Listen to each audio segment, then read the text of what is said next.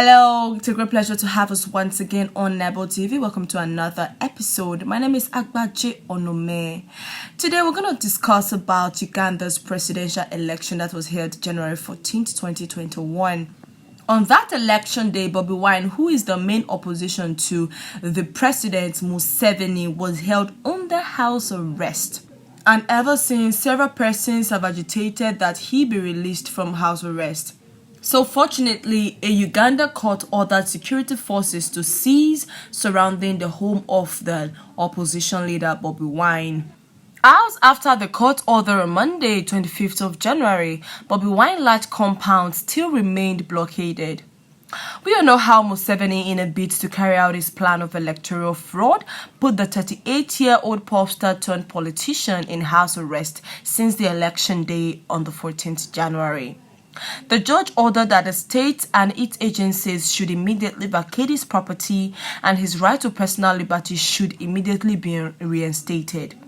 But even after this court order, military men were still seen surrounding the house, holding it tight. For crying out loud, why? In a normal situation, when a court rules like that, action is carried out immediately. But in Uganda, it isn't the case. For God knows why. Why should the military still stick around for hours after the rule? As it is now, there is every possibility that Uganda will go into another violent attack because Bobi Wine will not sit and watch and let go of the electoral fraud that took place on that day. Although Bobi Wine had earlier suggested that he might not go to court to challenge the official results because of concerns, a possible loss there would validate Museveni's win. He said he would announce a decision in few days, so we are still waiting, we're watching, and we want to see what decision he's going to make as regard what happened on the election day. On the other hand, Museveni has dismissed allegations of vote rigging, calling the election the most cheating-free since independence from Britain in 1962. Uganda authorities have said Bobi Wine can only leave his home on the outskirts of the capital under military escort because they fear his presence in public could incite rioting. But the judge said in his ruling that Bobi Wine's home is not a proper detention facility and noted authorities should criminally charge him if he threatens public order. Uganda is really under a political siege as one man has turned the heads of all authorities in Uganda. What can they say was the crime committed by Bobi Wine to mark him as someone who is a potential criminal? Well, one thing is for sure, justice will definitely prevail. And every nation right now, they're crying out for Uganda. They're crying out for justice in Uganda. It is going to prevail whether the authorities like it or not. It might not be this year. It might be that they will also have their way. But this is the beginning of revolution in Uganda. Much Nebo TV really appreciates you. Alright, we're still on election in African countries, and today we're going to talk about election in the Central African Republic. We're not just going to talk about the outcome of the election, but we're going to talk about the crisis rocking the Central African Republic. The armed conflict in the Central African Republic is heating up after the elections as rebels took control of the city of Bangassou. The government accuses former President Bobi of plotting a coup. Thousands of residents reportedly fled from the attackers across the nearby border into the neighboring Republic of Congo. Several citizens, security forces, and soldiers from the UN peacekeeping mission MINUSCA have been killed. But in all this, Francois Bobi has denied the allegation of being involved in the coup. Well, prior to the election, Bobi was initially thought to have the best chance of successfully challenging the incumbent Faustin Archange. But the Central Africa Constitutional Court had rejected his candidacy, arguing that Bobi was under UN sanctions for alleged support of groups the UN accuses of committing war crimes between 2013 and 2015. But let us see the origin of this. Bobi came to power in a coup in 2003 before being ousted from office by a rebel group in 2013. Shortly before the election, there had been fierce fighting between government troops and rebels who had marched on the capital, Bangui. And recently, the country's Attorney General finally opened an investigation against Bozi. He is accused of destabilizing the state and leading a rebellion, as well as supporting a terrorist organization. From the opinion of some people, this investigation against Bozi is more than justified. Really justified, because political analysts had predicted since 2013 that this will be the outcome of the election in 2021. According to them, there were already enough reasons to indict him in the past, and he has gone unpunished far too long, and this impunity has contributed to the current insecurity problems in the country. In Bangui, the capital city, the worst would have happened if not for the support of the international troops. The rebel offensive had aimed to solve the election process, but the election still took place, even though 14% of the polling stations had to remain closed because of the violence. Well, it is quite sad that the re-elected head of state, Achange, has been in power since 2016. Despite the presence of international troops and peacekeepers, the government has not been able to manage to stabilize the vast country after Bozi's fall. On 27th December 2020, the citizens of the Central African Republic, CAR, was called to elect their president and 140 members of parliament amid renewed violence between non-state armed groups. The security situation worsened just after the Constitutional Court invalidated former President Bozi's candidacy for the presidential election on 3rd December. And so Bozi joined hands with other armed groups, some of which were an offshoot of the coalition that toppled him in 2013, plunging the country into security instability.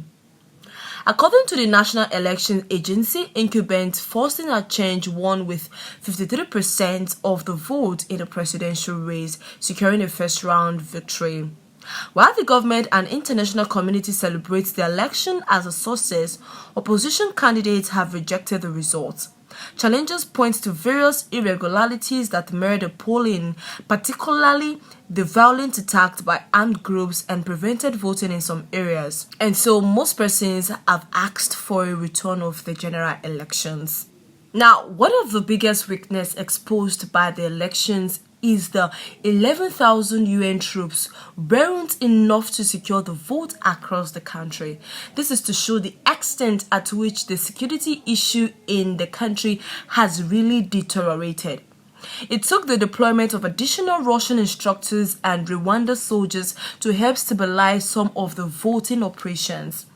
The army's reaction indicates the failure of current international efforts to reform the security and defense sectors in the country.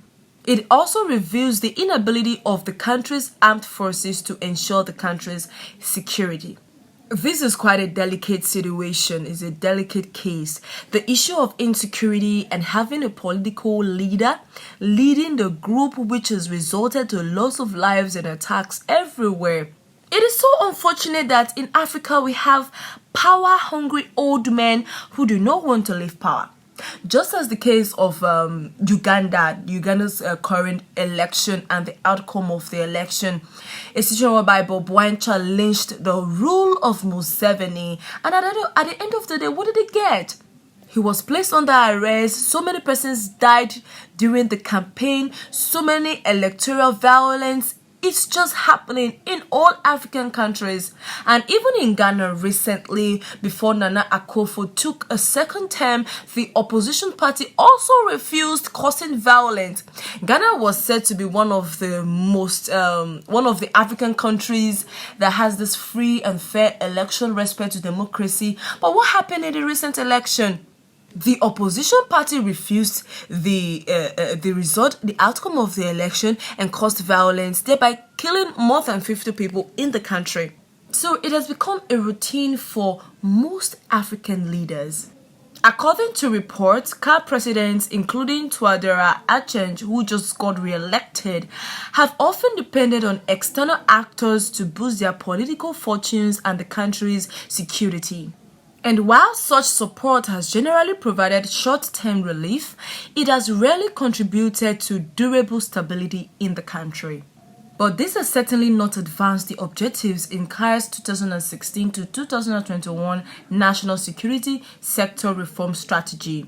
These include building well-trained, well-equipped and professional defense and security forces able to carry out their missions in compliance with the country's law and international obligations. But there has been suggestions like discussions between the government and international partners should focus on readjusting the strategy to the current security problems in the country. Now, for the issue of insecurity crisis in the Central African Republic, what do we think can be done to tackle these in all African countries, because it revolves around security is a major part of a country's establishment, which is what has made the turnout of KAI's election a very heartbroken one. Now, take for example Nigeria, where insecurity rate is increasing by the day and lives and properties are being destroyed. What is the solution? Especially as the leaders fold their hands and watch this take place.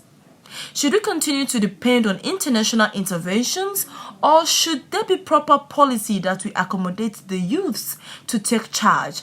Or what should be done? I'm throwing this question to you as the audience. Please drop your comments on the comment section.